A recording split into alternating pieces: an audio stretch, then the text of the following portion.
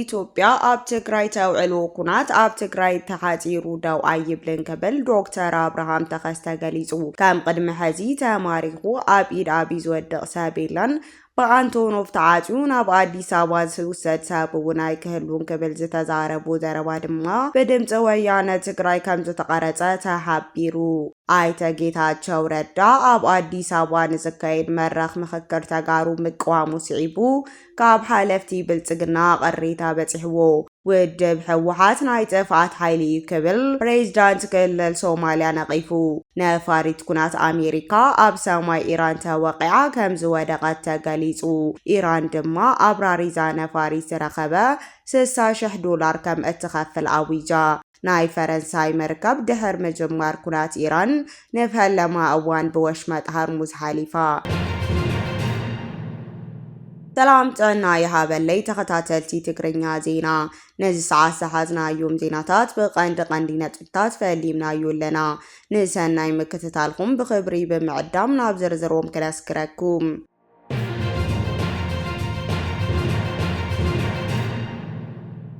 ኢትዮጵያ ኣብ ልዕሊ ትግራይ ተውዕሎ ኩናት ኣብ ትግራይ ጥራሕ ተሓፂሩ ደው ኣይብልን ተባሂሉ። ኣብዚ እዋን ዝውላዕ ኩናት ምሉእ ኢትዮጵያ ዝውክል ናብ መላእ ቀርኒ ኣፍሪካ ዝስፋሕፋሕ እዩ ክብል ዶክተር አብርሃም ተኸስተ አጠንቂቁ። ወሲኹ ድማ ትግራይ ፍሉይ መፍትሒ እተናደሉ ጊዜ በፂሑ እዩ ክብል ኣተሓሳሲቡ። ኣባል ፈጻሚ ስራሕ ሕወሓት ዶክተር አብርሃም ተኸስተ ትግራይ ካብ ዘላቶ ፅንኩር ኩነታት ቁጠባዊ ፀገማት ንምውፃእ ካብቲ ልሙድ ኣሰራርሓ ወፃኢ ዝኾኑ ሓደሽቲ ፖለቲካዊ ውሳነታትን ኣማርጣትን ክተናዲ ከም ዝግባእ ገሊጹ። ስለዚ ትግራይ ደጊማ 360 ዲግሪ ተዓፅያ ምንባር ኣይሕሰብን እዩ። ምስ ጎረባብቲ ሓቢራ ፍልይ ዝበለ ኣማራፂ መፍትሒ ካብ ዕፅዋት ትወፀሉ መንገዲ እተሓስበሉ ጊዜ በፂሑሎ። ዶክተር አብርሃም ኣብ ዘሕልፎ መልእኽቲ እቲ ኣብ ትግራይ ዘሎ ወተሃደራዊ ውጡጥ ኣብ ትግራይን ኢትዮጵያን ጥራሕ ተሓፂሩ ዝተርፍ ከም ዘይኮነ ኣጠንቂቁ።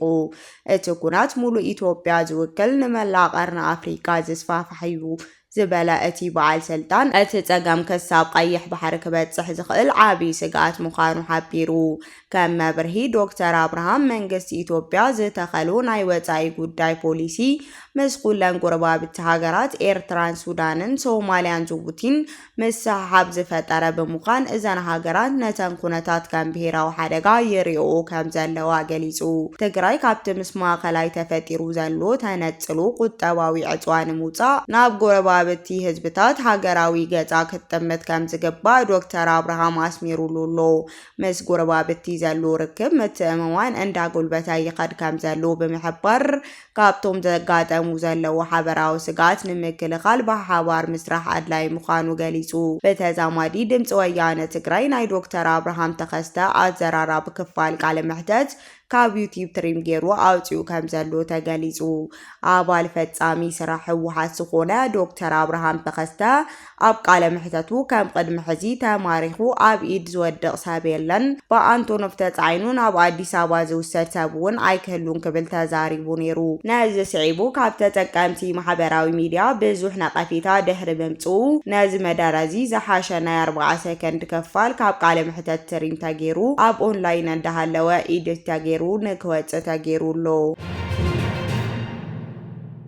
ኣይቶ ጌታቸው ረዳ ኣብ አዲስ አበባ ንዝካየድ መድረኽ ምቅዋም ስዒቡ ካብ ሓለፍቲ ብልጽግና ቅሬታ በፂሕዎ።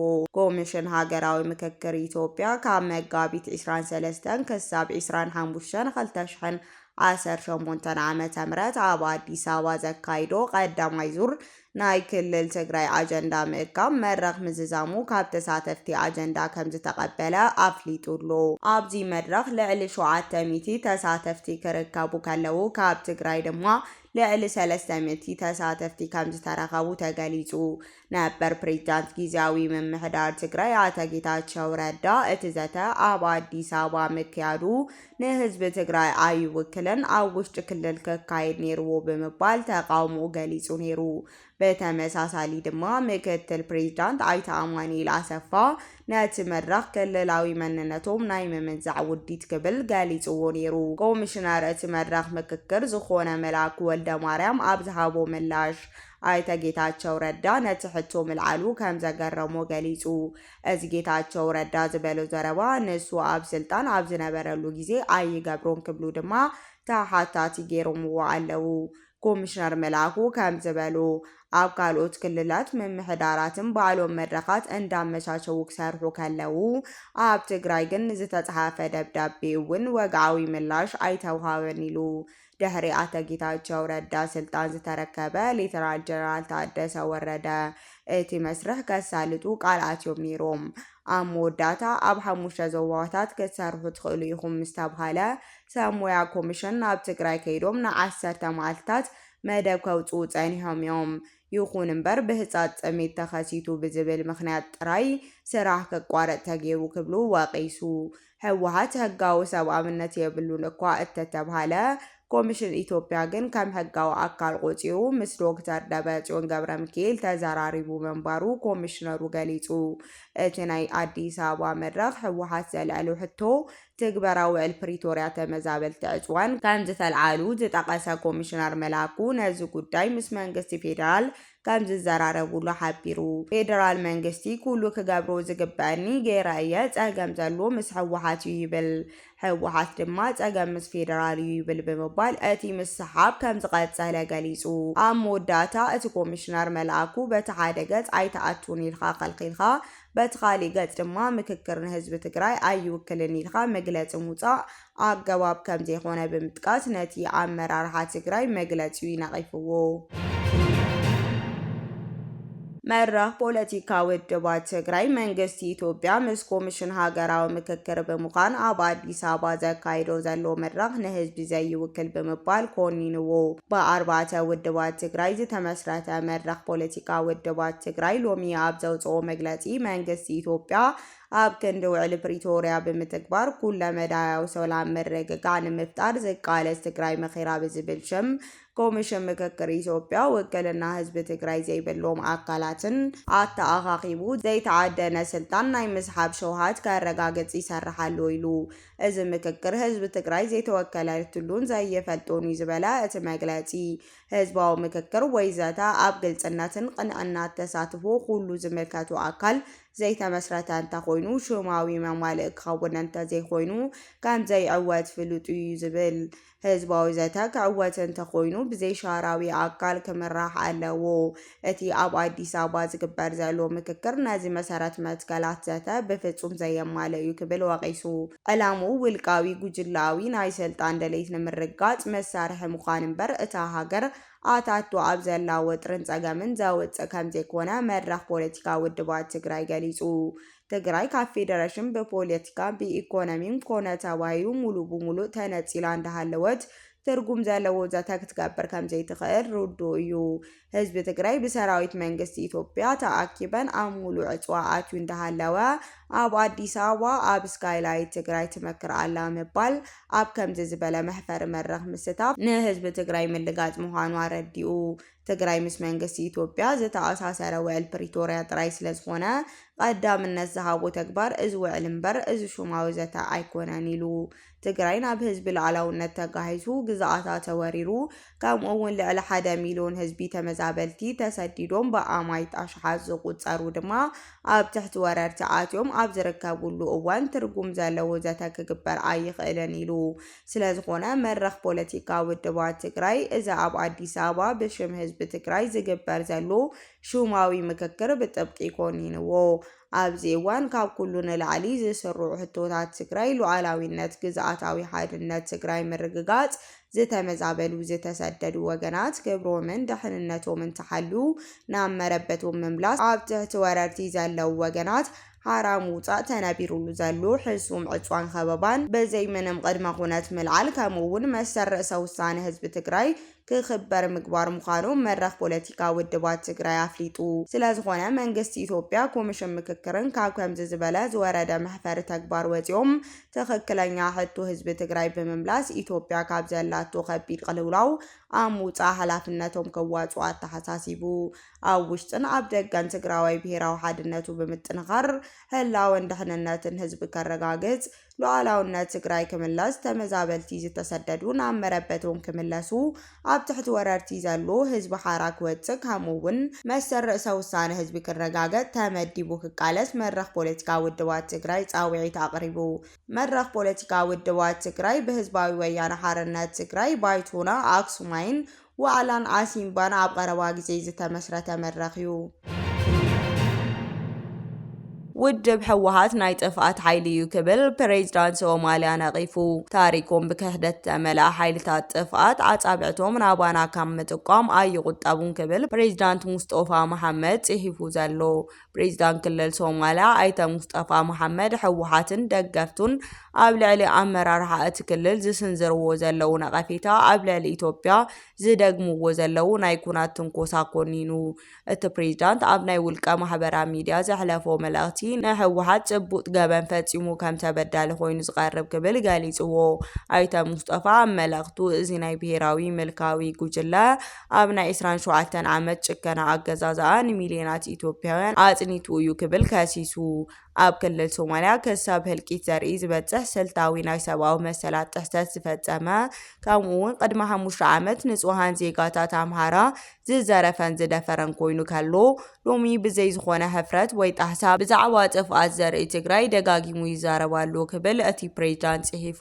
ወሲኹ እውን ፍትሒ ኣብ መወዳእታ ኣብ ዝረጋገጸሉ መዓልቲ እቶም ዓበይቲ ገበነኛታት ሰብኣዊ መሰላት ተባሂሎም ዝሕተቱ ሎሚ ኣብ ልዕሊ ካልኦት ኣጻብዕቶም ዝቕስሩ ዘለዉ ኣካላት እዮም ክኾኑ ክብል ኣጠንቂቑ።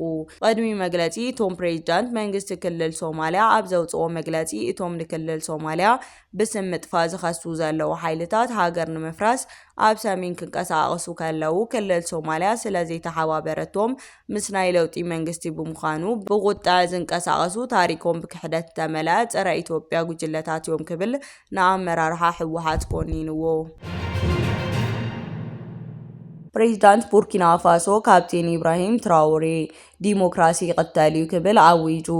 ብዕልዋ መንግስቲ ስልጣን ዝሓዙ ወታደራዊ መራሒ ቡርኪና ፋሶ ካፕቴን ኢብራሂም ትራውሬ ህዝቢ ጉዳይ ዲሞክራሲ ክርስዖ ከም ዘለዎ ዲሞክራሲ ይቕተል እዩ ክብል ብወግዒ ምግላጹ ኣብ ምዕራብ ኣፍሪካ ንዝተኣታተው መልካዊ ስርዓት ሓድሽ መርኣያ ኮይኑሎ። እቲ ወዲ 38 ዓመት ፕሬዝዳንት ኣብ ቴሌቪዥን እቲ ሃገር ቀሪቡ ከም ዝገለጾ ንገዛእ ርእሱ ከም ፀረ ምዕራባውያን ኢምፔሪያሊዝም ከም ዝሓስብ ተጃሂሩ። ካፕቴን ትራውሬ ቅድሚ 3 ዓመት ስልጣን ክሕዝ ከሎ ነቲ ሃገር ኣብ ሓምለ 2016 ዓመተ ምህረት ናብ ሲቪላዊ ምሕደራ ንክሰጋገር ቃል ኣትዩ ነይሩ። ይኹን እምበር እቲ ግዜ ክበጽሕ 2 ወርሒ ምስ ተረፎ ስልጣኑ ንተወሳኺ 5 ዓመት ከም ዘናውሐ ገይርዎ እዩ። ፖለቲከኛታት ሓሰውትን ኣምሰሉታትን እዮም ብምባል ካብ ዝሓለፈ ጥሪ ጀሚሩ ኩሎም ፖለቲከኛታት ሰልፊ ኣብቲ ሃገር ከይንቀሳቐሱ ተኣጊዶም ይርከቡ። ፕሬዝዳንት ትራውሬ ምዕራባውያን ጣልቃ ብምእታው ንምቅዋም ሊብያ ኮሎኔል ሙአመር ጋዳፊ ከም ኣብነት ኣልዒሉ። ምዕራባውያን ዲሞክራሲ ክተኽሉ ኣብ ዝፈተኑሉ ኩሉ ደም ምፍሳስ ኣሎ ክብል ገሊጽዎ። ተንተንቲ እዚ ነጥቢ እዚ ሓቅነት ዘለዎ ነቐፌታ እኳ እንተኾነ ትራውሬ ነዚ ምክንያት ብምግባር ንናይ ገዛእ ርእሱን ጸቕጥን ዓፈናን ንምጽዳቕ ይጥቀመሉ ከም ዘሎ ይሕብር። ኣብታ ሃገር ንመንግስቲ ዝነቅፍ ኣካል ከም መቕጻዕቲ ምስቶም ንእስላማዊ ዕጡቓት ኣብ ዝካየድ ናይ ግንባር ውግእ ብግዴታ ክስለፍ ይግደዱ ኣለዉ። ካፕቴን ትራውሬ ብዘስምዖ ናይ ፓን ኣፍሪካኒዝም ሉዓላዊነት መደረታት ኣብ መንእሰያት ኣፍሪካ ደገፍ ረኺቡ ዝነበረ ትኸውን ኣብ ባይታ ዘሎ ሓቂ ግን መሰል መረፃ ዜጋታት ዝገፍፍን ተናሕቲ ዘጥፍን ናይ ሓደ ውልቀ መላኺ ጉዕዞ ኮይኑ ይቕጽል ከም ዘሎ እቲ ዝወፀ ጸብጻቤ ገንዘብ። ዲሞክራሲ ይቕተል ዝበለ ትራውሬ ወታደራዊ ምሕደርኡ ንቡርኪና ፋሶ ሰላም ከም ጸላድዩ ወይስ ናብ ዝገደደ ጸገም የእተዋ ይኾን ዝብል ግን ግዜ ዝምልሶ ሕቶ ኮይኑሎ። ነፋሪት ኩናት ኣሜሪካ ኣብ ሰማይ ኢራን ተወቂዓ ከም ዝወደቐት ተገሊጹ። ሓንቲ ናይ ኣሜሪካ ናይ ውግእ ነፋሪት ኣብ ክልል ኣየር ኢራን ተሃሪማ ከም ዝወደቐት ህይወቶም ተርፉ ሰባት ንምድላይ ድማ ናይ ምድላይን ምድሓንን ስርሒት ይካየድ ከም ዘሎ ሓደ በዓል ስልጣን ኣሜሪካ ንኣገልግሎት ዜና ሮይተርስ ኣረጋጊጹ። ናይ እስራኤል ሰራዊት ሬድዮ እውን ንምንጭታት እስራኤል ብምጥቃስ እታ ነፋሪት ምውዳቕ ሰራሕተኛታት ንምድላይ ጻርታት ይግበር ከም ዘሎ ሓቢሩሎ። ይኹን እምበር ክሳብ ሕዚ ኩነታት እቶም ኣብ ውሽጢ እታ ነፋሪት ዝነበሩ ኣብረርቲ ብንጹር ኣይተፈለጠን። በቲ ሓደ ወገን ኣገልግሎት ዜና ኢራን ነፋሪት ናይ ምክልኻል ስርዓት ኣየር ዝወደቐት ናይ ኣሜሪካ ውግእ ነፋሪት ኣዘዋዋሪ ንምርካብ ሰራዊት ኢራን ናይ ምድላይ ወፍሪ ከም ዝጀመረ ጸብጺቡ። ሓይልታት ምክልኻል ኢራን ነታ ተወቂዓ ዝወደቐት ናይ ኣሜሪካ ነፋሪት ኣብረርቲ ንምርካብ ስርሒት ብምድላይ ጀሚሩሉ ክብል እቲ ኣገልግሎት ዜና ሓቢሩ። ኣብ ማእኸላይ ምብራቕ ወተሃደራዊ ስርሒት ዘተሓባብር ማእኸላይ እዝ ኣሜሪካ ብወገን ኣገልግሎት ዜና AFP ንዝቐርቡ ሕቶታት ክሳብ ሕዚ ቅልጡፍ ግብረ መልሲ ኣይሃቡን። እዚ ከምዚ ኢሉ እንዳሃለወ ናይ ኢራን መንግስቲ መራኸቢ ሓፋሽ ስብርባር እታ ዝተወቕዐት ናይ ኣሜሪካ ነፋሪት እዩ ዝበልዎ ምስሊ ቪድዮ ዘርጊሖም ኣለው። ብተወሳኺ ሄሊኮፕተራትን ነፈርትን ድሮናትን ዝርከብዎ ካልኦት ናይ ኣሜሪካ በረራታት ኣብቲ ከባቢ ዘርእይዎ ምስልታት እውን ኣብ ማሕበራዊ መራኸቢ ይዘዋወሩ ኣለው። ኣብቲ ክልል ኣየር ኢና ዝወደቐት ናይ ኣሜሪካ F-15 ተዋጋኢ ነፋሪት ኣመልኪቶም። ሰበስልጣን ኣሜሪካ ንCBS ኒውስ ኣብ ዝሃብዎ ሓበሬታ ካብኣቶም ክልተ ኣብረርቲ በሰራዊት ኣሜሪካ በሰላም ከም ዝደሓኑ ኣረጋጊጾም ኣለው። እታ ነፋሪት ብክልተ ሰባት እትዝውወር ክትኸውን ከላ ነቲ ክሳብ ሕዚ ዳሃዩ ዘይተፈለጠ ካልኣይ ፓይለት ንምርካብ ጽቁጥ ናይ ምድላይ ምድሓን ስርሒት ይካየዳሉ። መንግስቲ ኢራን ድማ ነዚ ፓይለት ነፋሪት ረኺቡ ናብ ሰራዊት ዘረከበ ወይ ድማ ዝጠቆመ ዜጋ $60,000 ክትከፍል ምዃና ብመደበራት ቴሌቪዥን ሬድዮ ኣቢላ ጻውዒት ኣቕሪባላ። ናይ ፈረንሳይ መርከብ ንፈለማ እዋን ብወሽመጥ ሃርሙዝ ሓሊፉ። ብምኽንያት ን35 መዓልታት ኣብ ዝቐጸለ ኩናት ኢራን ኣሜሪካን እስራኤልን ተዓጽዩ ዝጸንሐ መስመር ሃርሙዝ ኩናት ማእኸላይ ምብራቕ ካብ ዝውላዕ ንድሓር ንፈለማይ እዋን ብወሽመጥ ሃርሙዝ መርከብ ክትሓልፍ ከም ዝኸኣለት ተገሊጹ። CMA ዝስያም ንብረት ፈረንሳይ ኩባንያ ዝኾነት ከርቢ ዝብል ስያመ ዘለዋ መርከብ ንፈለማ እዋን ብወሽመጥ ሃርሙዝ ምሕላፋ ተገሊጹ።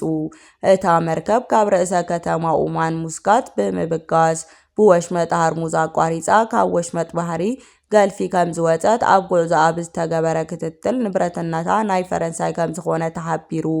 እታ መርከብ ናይ ግዝኣት ኢራን ቅድሚ ምእታው ናይ ፈረንሳይ ምዃና ንሓይሊ ባሕሪ ኢራን ከም ዘፍለጠት ሓበሬታ ትራፊክ ባሕሪ ብምጽናሕ FAP ሬቶርስ ጸብጺቡ። ኢራን እቲ ኩናት ስዒቡ ናይ ጸላእቲ ብምባል ዝገለጸት መራኸቢ ብሃርሙዝ ከይሓልፍ ምክልኻላ ይዝከር። ይኹን እምበር እታ መርከብ ልዑል ሓለዋ ብዝተገበረሉ ወሽመጥ ድሕንነታ ተሓልዩ ብኸመይ ከም ዝሓለፈት ዘይተገለጸት ትኸውን። ኩባንያታት ፈረንሳይ እውን ኣብቲ ጉዳይ ዝሃብዎ መብርሂ የለን። ፕሬዚዳንት ፈረንሳይ ኢማኑኤል ማክሮን ትማሊ ወሽመጥ ሃርሙዝ ንምኽፋት ወተሃደራዊ ኣማራጺ ምጥቃም ትኽክል ከም ዘይኮነ ምስ ኢራን ምዝራብ ኣድላይ ከም ዝኾነ ተዛሪቦም ነይሮም። 20 ሚእታዊ ድፍድፍ ዘይቲ ፈሳሲ ተፈጥሮ ጋዝ ዓለምን ዝመሓላለፈሉ ወሽመጥ ሃርሙዝ ምጽዋዕ ስዒቡ ዕድጊት ነዳዲ ዓለም ካብ መዓልቲ ናብ መዓልቲ ከቢድ ጽዕንቶ ምእታው ጸብጻባት ኣመልኪቶም።